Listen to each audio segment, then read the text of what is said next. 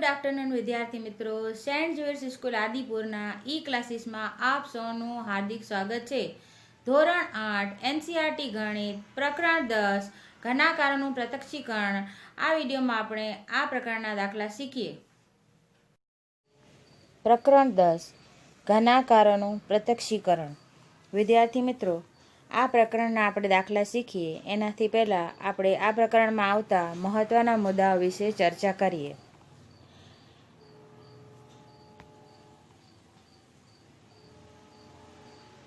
વિદ્યાર્થી મિત્રો, આ આકૃતિઓ વિશે તમે પરિચિત છો. તમે આગળના ધોરણોમાં આ પ્રકારની આકૃતિઓ વિશે શીખીને આવ્યા છો. તમે આકૃતિને જોતા જ કહેશો કે આ ચોરસ છે, લંબાઈ પહોળાઈ સરખી છે, લંબાઈ અને પહોળાઈના માપ અલગ અલગ છે. આ આકૃતિ લંબચોરસની છે, આ આકૃતિ વર્તુળની છે. બરાબર?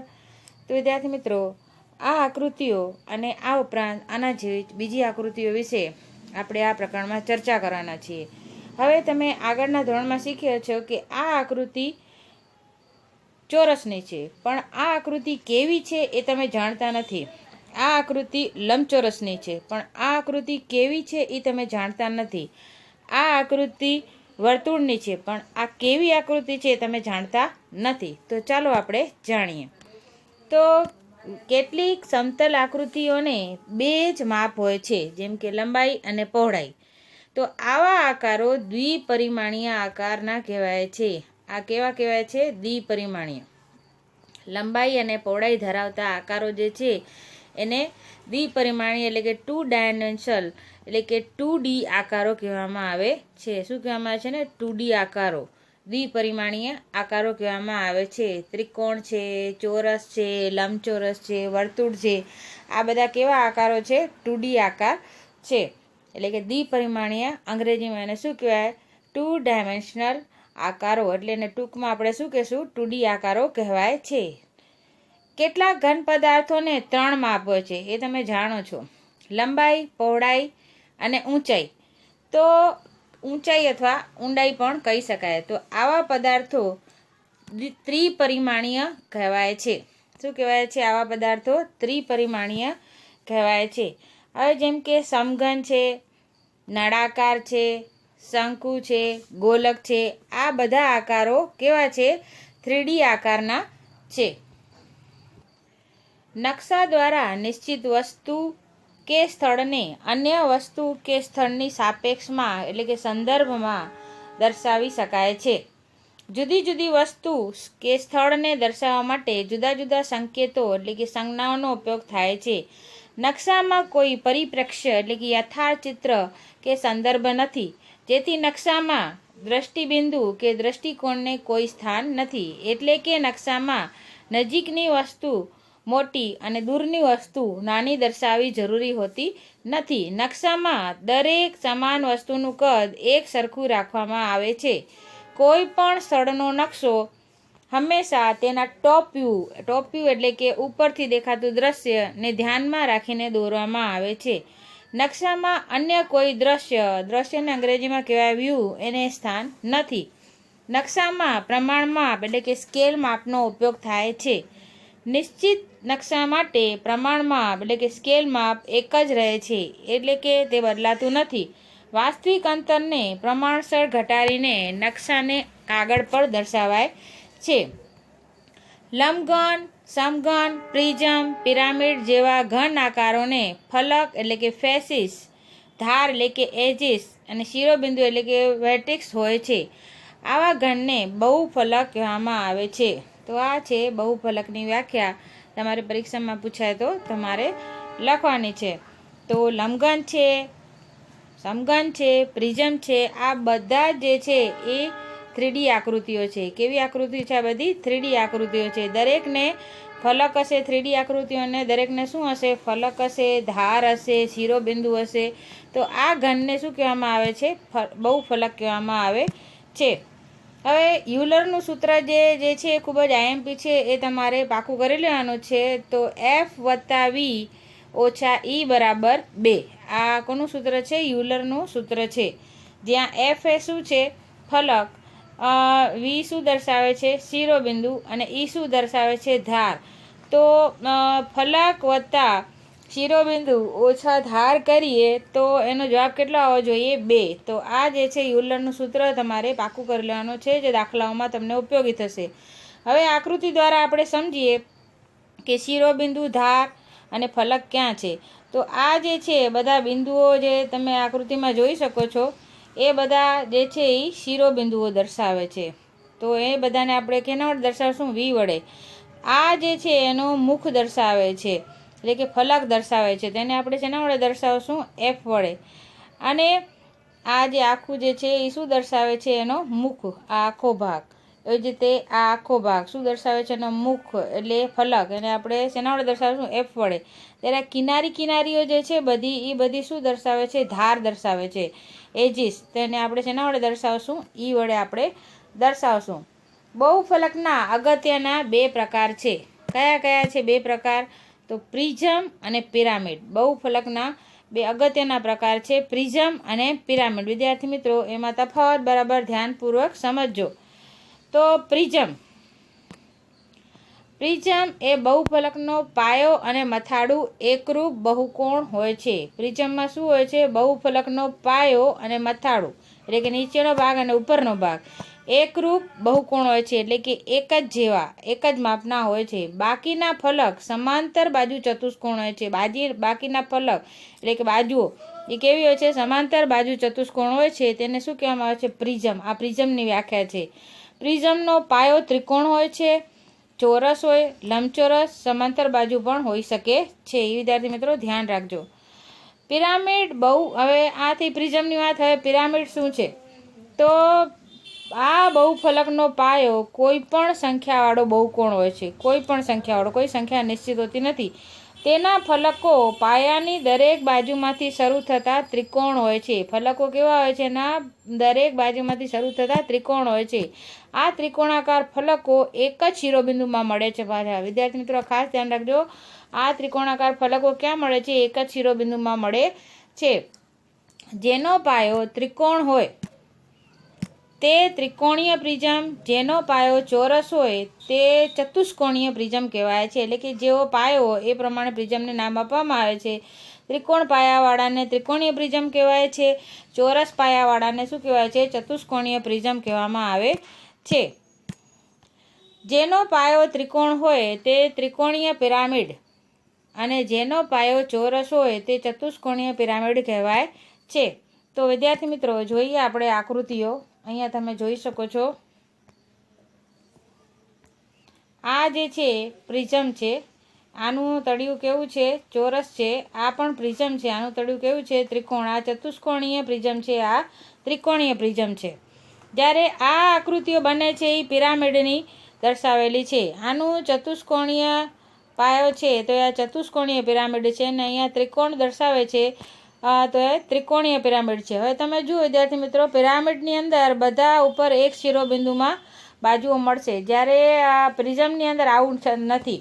તો આ ફરક છે પ્રિઝમ અને પિરામિડમાં. તો વિદ્યાર્થી મિત્રો આકૃતિ ધ્યાનથી જોઈ લો, પછી મિસ્ટેક કરતા નહીં કે પિરામિડ કયું છે અને પ્રિઝમ કયું છે. પ્રિઝમમાં જુઓ તો ઉપરનો દેખાવ અને મથાળું, પાયો અને મથાળું બંને કેવા છે? એક જ જેવા છે. જુઓ ધ્યાનપૂર્વક, આ પણ ત્રિકોણ છે, પાયો પણ અને મથાળું પણ ત્રિકોણ છે. જ્યારે આમાં પણ જોઈ લો, ચતુષ્કોણીય પિરામિડમાં પણ શું છે? પ્રિઝમમાં પણ શું છે? જુઓ, તળિયું પણ એટલે કે પાયો પણ ચોરસ છે અને મથાળું પણ ચોરસ છે. જ્યારે પિરામિડની બાબતમાં એવું નથી. જુઓ, પાયો જે છે એ ચતુષ્કોણ છે, પણ ઉપર એક બિંદુમાં બધા મળે છે. અહીંયા પણ પાયો જે છે એ ત્રિકોણ છે, ત્રિકોણીય પિરામિડમાં પણ ઉપર બધા જે છે બાજુઓ એક જ બિંદુમાં મળે છે. તો આ રીતે એક જ બિંદુમાં મળે તો ત્યારે એ બનશે પિરામિડ, અને આ રીતે ઉપર અને પાયો, મથાળું અને પાયો એક સરખા હશે તો એ હશે પ્રિઝમ. તો વિદ્યાર્થી મિત્રો આ તમારે ખાસ ધ્યાન રાખવાનું છે. તો આ હતા આ પ્રકારના મહત્ત્વના મુદ્દા. હવે તમારે આ બધા મહત્ત્વના મુદ્દા બરાબર ધ્યાનપૂર્વક સમજી અને પાકી નોટની અંદર લખવાના છે. હવે આપણે શીખીએ સ્વાધ્યાય 10.1ના દાખલા. એમાં પ્રશ્ન નંબર 1. અહીં દરેક ઘન વસ્તુઓમાં 2 દ્રશ્ય એટલે કે વ્યૂ, બાજુનો વ્યૂ એટલે કે સાઇડ વ્યૂ, ઉપરનું દ્રશ્ય એટલે કે ટોપ વ્યૂ, અંગ્રેજીમાં શું કહેવાય, બાજુના દેખાવને સાઇડ વ્યૂ, અને ઉપરના દ્રશ્યને શું કહેવાય, દેખાવને ટોપ વ્યૂ. અને તેના બધા દ્રશ્યો જે છે વ્યૂને જોડે છે. પહેલું જોડકું તમારી સમજ માટે બતાવેલ છે. જુઓ અહીંયા આપણે જોડકા જોડવાનું છે. સાઇડ વ્યૂ અને ટોપ વ્યૂ આપણને દરેક વસ્તુઓના આપેલા છે. અહીંયા પહેલી કોલમમાં આપણને બધી વસ્તુઓ આપેલી છે. પછી બીજી કોલમમાં આપણને સાઇડ વ્યૂ દરેક વસ્તુઓનું આપેલું છે. અને ત્રીજી કોલમમાં આપણને ટોપ વ્યૂ એટલે કે ઉપરનો દેખાવ જે છે બધી વસ્તુઓનો આપેલો છે. તો આપણે એની અંદર સાઇડ વ્યૂ અને ટોપ વ્યૂ જે છે એ આપણે જોડવાનું છે કે કઈ વસ્તુનો સાઇડ વ્યૂ કે ટોપ વ્યૂ જે છે એ દર્શાવે છે.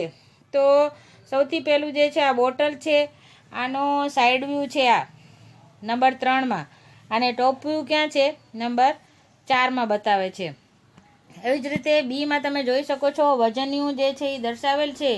એનો તમે જોઈ શકો છો કે બીની અંદર સૌથી પહેલાં સાઇડ વ્યૂ કયો છે, તો જુઓ કયો હશે, તમે ધ્યાનપૂર્વક જુઓ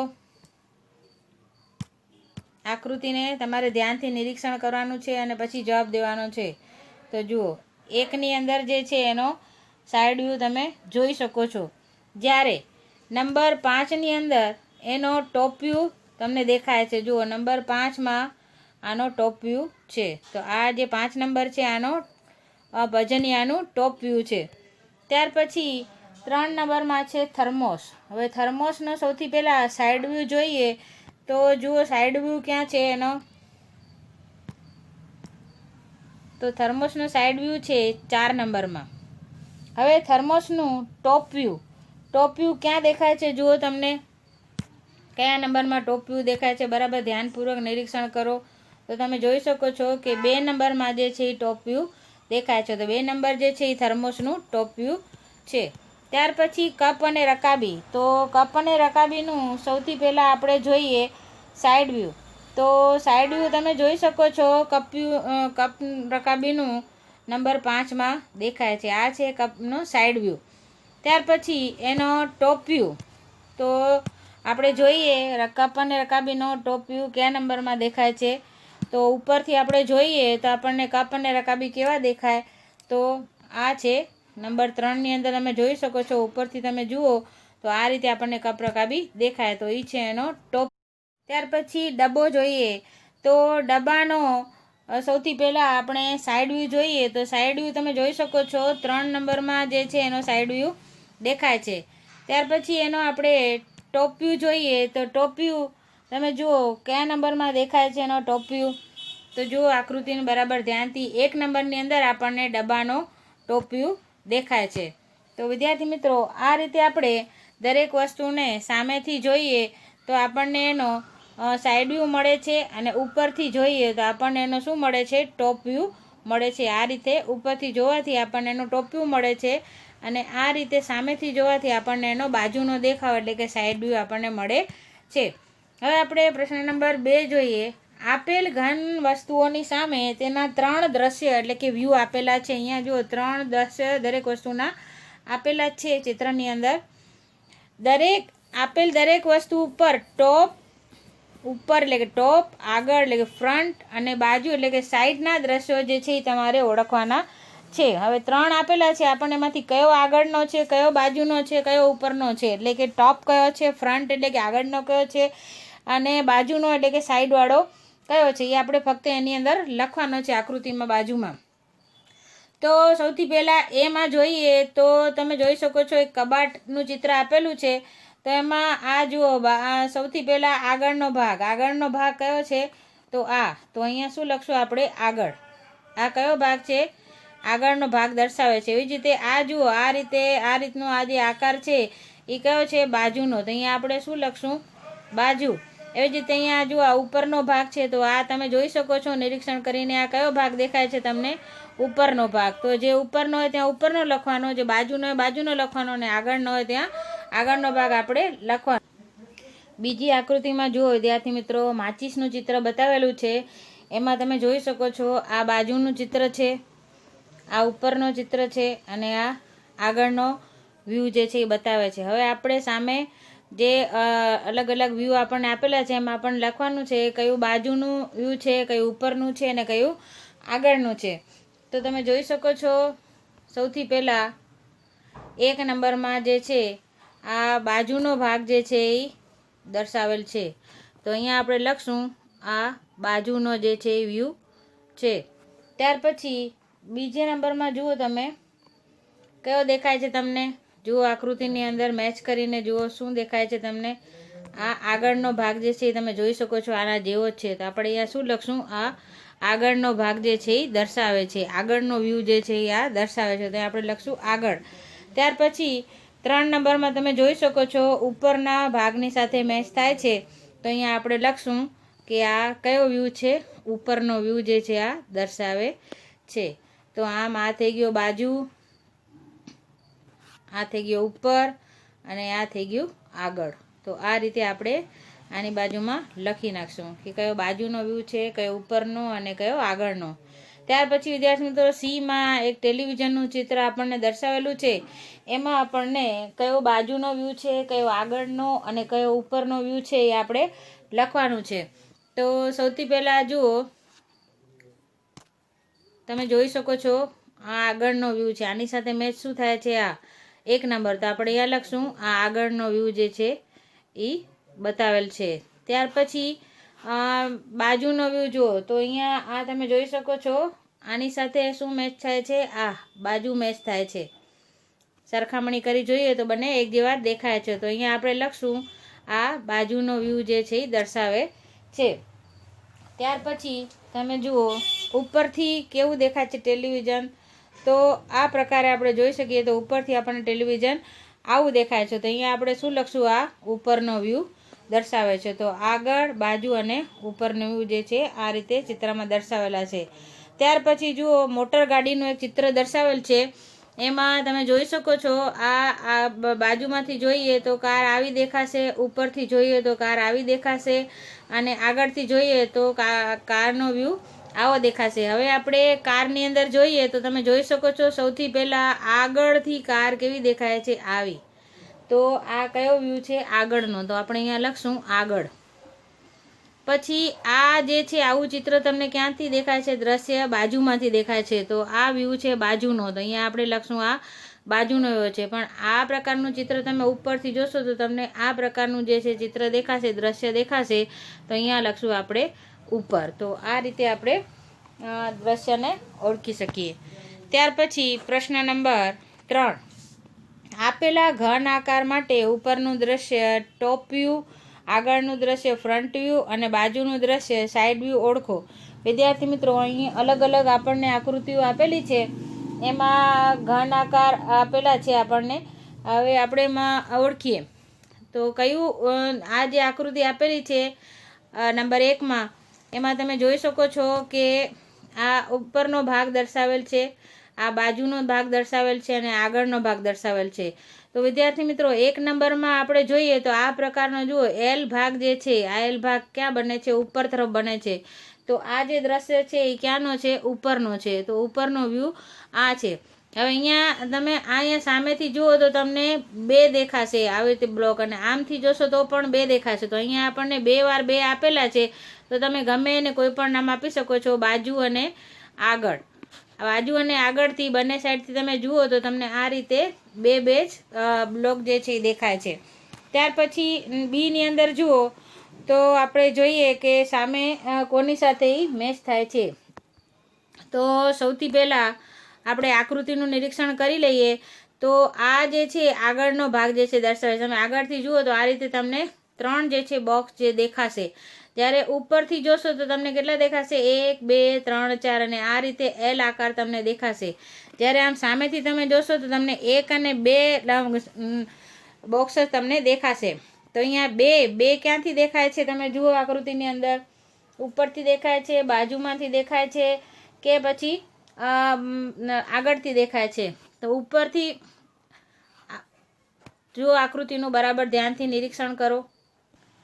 તો આમ બાજુમાંથી જોતા આપણને આ રીતે 2 જે છે ચોરસ જે છે આપણને દેખાય છે. તો અહીંયા આપણે લખશું આ જે દ્રશ્ય છે એ બાજુનું દ્રશ્ય છે.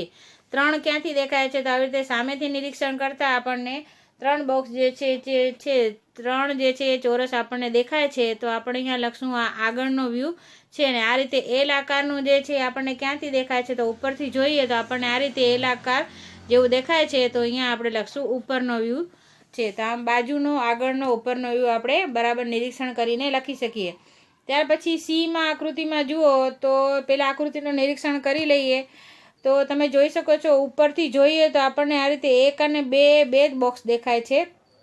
આગળથી જોઈએ તો આ રીતે 1, 2 અને 3 બોક્સ દેખાય છે. અને સામેથી જોઈએ તો આપણને આ રીતે સીધા તમે દૂરથી જોશો તો તમને 3 સીધી લાઈનમાં બોક્સ જે છે એ દેખાશે. તો સૌથી નંબર 1 તો 2 ક્યાંથી દેખાય છે તમે જુઓ આકૃતિમાં ધ્યાનપૂર્વક. તો ઉપરથી જોતા આપણને 2 બોક્સ જ દેખાય છે. તો આ દ્રશ્ય ક્યાંનું છે? ઉપરનું છે. આ રીતે સીધી લીટીમાં 3 બોક્સ આપણને કયા દ્રશ્યમાં દેખાય છે? તો જુઓ તમે આ રીતે સામેથી જોશો દૂરથી તો તમને આ રીતે 3 સીધી લીટીમાં જે તમને જે બોક્સ છે ગોઠવેલા દેખાશે. તો આ જે દ્રશ્ય છે એ બાજુનું દ્રશ્ય દર્શાવે છે. અને આ રીતે જે છે 4 બોક્સ જે છે ગોઠવેલા છે, 2, 3 આડા અને 1 આ રીતે ઊભું. તો આ દ્રશ્ય તમે જોઈ શકો છો ક્યાંનું છે? આગળનું દ્રશ્ય જે છે. તો આપણે લખશું કે આ દ્રશ્ય જે છે એ આગળનું છે. ત્યાર પછી ડીમાં જોઈએ તો ડીની આકૃતિનું પહેલાં નિરીક્ષણ કરી લો. ડીમાં તમે જોઈ શકો છો બાજુમાંથી જોતા આપણને આ રીતે 2 બોક્સ જે છે એ દેખાય છે. જ્યારે સામેથી આગળથી જોતા આપણને આ રીતે એલ આકાર જેવું દેખાય છે. જ્યારે તમે ઉપરથી નિરીક્ષણ કરશો તો તમને 1, 2 અને 3 બહુ દૂરથી જોશો તો તમને આ રીતે 3 બોક્સ જે છે એ દેખાશે. તો આપણે લખી શકીએ કે નંબર 1ની અંદર જે છે એ તમે જુઓ આકૃતિમાં ડીમાં એ કયું દ્રશ્ય છે? એમાં બાજુનું દ્રશ્ય જે છે એ આપણને જોવા મળે છે. આ રીતે સામેથી બાજુમાંથી જોઈએ તો આપણને 2 બોક્સ જે છે દેખાય છે. જ્યારે આ રીતે એલ આકાર જેવી આકૃતિ આપણને કયા દ્રશ્યમાં દેખાય છે? તો આગળના દ્રશ્યમાં આપણને દેખાય છે. તો આપણે અહીંયા લખશું આગળ. અને આવી રીતે 3 સીધા જે બોક્સ ગોઠવેલા છે એ આપણને ક્યાં દેખાય છે? ઉપરના વ્યૂમાં દેખાય છે. તો આપણે અહીંયા લખશું આ જે છે વ્યૂ ઉપરનું આપણને બતાવે છે આકૃતિમાં. ત્યાર પછી ઈ જે છે વિદ્યાર્થી મિત્રો તમારે જાતે એમાં વ્યૂ જે છે એ લખવાના છે. પ્રશ્ન નંબર 4માં જુઓ નીચે આપેલી વસ્તુઓનું આગળનું દ્રશ્ય એટલે કે ફ્રન્ટ વ્યૂ, બાજુનું દ્રશ્ય એટલે કે સાઈડ વ્યૂ, ઉપરનું દ્રશ્ય એટલે કે ટોપ વ્યૂ તમારી બુકમાં તમારે દોરવાનું છે વિદ્યાર્થી મિત્રો. તો અહીંયા નંબર 1ની અંદર આપણને સૈનિકનો તંબુ જે છે એ બતાવેલ છે. હવે એની અંદર તમે જુઓ અહીંયા આપણને બાજુનું ચિત્ર આ રીતે આપેલું છે, પછી આ ઉપરનું ચિત્ર આપેલું છે અને આ જે છે આ રીતે આગળનું ચિત્ર આપેલું છે. તો તમે કેવી રીતે દોરશો તો આપણે જોઈએ. તો આ રીતે તમારે દોરવાનું છે. આ આગળનું દ્રશ્ય છે, આ બાજુનું દ્રશ્ય છે ને આ ઉપરનું દ્રશ્ય છે. તો આ રીતે તમારે ત્રણેય વ્યૂ જે છે એ દોરવાના છે તંબુ માટે. ત્યાર પછી નંબર 2 આકૃતિ આપેલી છે આપણને બીમાં એક ટેબલ આપેલું છે. ટેબલની અંદર તમે જોઈ શકો છો આ જે છે આ ઉપરનો ભાગ જે છે એ દર્શાવે છે. આ બાજુનો દ્રશ્ય જે છે આપણે આ ટેબલમાં દર્શાવેલું છે અને આ જે છે આગળનું દ્રશ્ય જે છે આપણને દર્શાવેલું છે આકૃતિમાં. અને દોરશું કેવી રીતે? તો તમારે નોટની અંદર કેવી રીતે દોરવાનું છે? તો આ રીતે આગળનું દ્રશ્ય તમે દોરશો, આ રીતે બાજુનું દ્રશ્ય દોરશો. જો આગળના દ્રશ્યની લંબાઈ થોડી વધારે છે, બાજુના દ્રશ્યમાં થોડું નાનું ચિત્ર છે. જ્યારે ઉપરનું દ્રશ્ય તમે જોઈ શકો છો કે લંબચોરસ દોરેલ છે. ત્યાર પછી સીમાં જોઈએ તો એક આપણને વજનિયાની આકૃતિ આપેલી છે. એ તો તમે ઉપરથી જોઈ શકો છો કે ષટકોણ જેવી આકૃતિ તમે જોઈ શકો છો ઉપરથી. આ બાજુનો વ્યૂ છે ને આ એનો આગળનો વ્યૂ છે. તો તમે દોરશો કેવી રીતે? તો ચલો આપણે જોઈએ તમે કેવી રીતે દોરશો એને. તો આ રીતે તમે એનો આગળનો વ્યૂ તમે આમ દોરશો, પછી બાજુનું વ્યૂ તમે આવી રીતે દોરશો અને ઉપરનું વ્યૂ તમે આ રીતે એક ષટકોણ જેવું દોરશો. ત્યાર પછી ડીમાં આપણને આકૃતિ જો કેવી આપેલી છે, એક નળાકાર જેવી આકૃતિ આપેલી છે. તેમાં આ જે છે ઉપરનું દ્રશ્ય છે, આ બાજુનું દ્રશ્ય છે અને સામેનું ષટકોણ જેવું જે છે એ આગળનું દ્રશ્ય આપણને જોવા મળે છે. તો આપણે કેવી રીતે દોરશું? તો જુઓ આ આગળનું દ્રશ્ય તમે આવી રીતે દોરશો, બાજુનું દ્રશ્ય આમ દોરશો ડી માટે અને ઉપરનું દ્રશ્ય તમે આવી રીતે દોરશો. ત્યાર પછી ઈમાં જુઓ એક પાસો આપણને દર્શાવેલો છે. એમાં તમે જુઓ પાસામાં ઉપરનો જે દ્રશ્ય છે આવું દેખાય છે, બાજુનું દ્રશ્ય આ પ્રમાણે દેખાય છે અને આગળનું દ્રશ્ય આ પ્રમાણે આપણને દેખાય છે. તો આપણને દોરવાનું કીધું છે, તો કેવી રીતે દોરશું આપણે? તો જુઓ વિદ્યાર્થી મિત્રો, આવી રીતે તમારે આગળનું દ્રશ્ય દોરવાનું છે. ત્યાર પછી બાજુનું દ્રશ્ય તમારે આવી રીતે દોરવાનું છે અને ઉપરનું દ્રશ્ય તમારે આ પ્રમાણે દોરવાનું છે. ત્યારબાદ છેલ્લો જે છે એ આપણને આપેલું છે એ ઘનમાં તમે જુઓ ધ્યાનપૂર્વક, તો આ બાજુનું જે છે એ દ્રશ્ય છે. તો બાજુના દ્રશ્યમાં તમે જોશો તો 1 અને 2 તમને બોક્સ જે છે આ રીતે દેખાશે. જ્યારે ઉપરના દ્રશ્યમાં તમે જોશો તો 1, 2 અને 3 આ રીતે તમને બોક્સ દેખાશે. જ્યારે આગળના તમે દ્રશ્ય જોશો તો તમને આ રીતે 1, 2 અને 3 આ પ્રકારે તમને 3 બોક્સ જે છે એ ગોઠવેલા દેખાશે, સમઘન જે છે એ ગોઠવેલા દેખાશે. તો તમે દોરશો કેવી રીતે? તો આપણે જોઈએ તમે ત્રણેય દ્રશ્યને કેવી રીતે દોરશો. તો તમે આગળનું દ્રશ્ય આ પ્રમાણે તમે દોરશો આ ઘન માટે, પછી બાજુનું દ્રશ્ય તમે આ પ્રમાણે દોરશો અને ઉપરનું દ્રશ્ય તમે આ રીતે દોરશો. તો વિદ્યાર્થી મિત્રો, અહીં આપણું સ્વાધ્યાય 10.1 પૂરું થાય છે. એના બધા દાખલા તમારે પાકી નોટની અંદર તમારે આકૃતિ દોરી અને વ્યવસ્થિત બોક્સ બનાવી અને તમારે એના વ્યૂ જે છે એ ફક્ત લખવાના છે. પેન્સિલથી તમારે આકૃતિઓ દોરવાની છે કોલમ બનાવી અને તમારે બધાના વ્યૂ લખવાના છે. વિડીયોમાં તમારે બરાબર એની સમજૂતી માહિતી સમજવાની છે અને પછી પાકી નોટમાં લખવાના છે. આ ઉપરાંત આ વિડીયોમાં આપણે જે આ પ્રકરણમાં હતા મહત્ત્વના મુદ્દાઓની ચર્ચા કરી છે એ પણ ધ્યાનપૂર્વક સાંભળી અને સમજી અને તમારે પાકી નોટની અંદર લખવાના છે. અને ત્યારબાદ સ્વાધ્યાય 10.1 તમારે લખવાનું છે. આગળનો સ્વાધ્યાય આપણે હવે પછીના વિડીયોના ભાગમાં શીખીશું. થેન્ક યુ વિદ્યાર્થી મિત્રો. Take care. God bless you.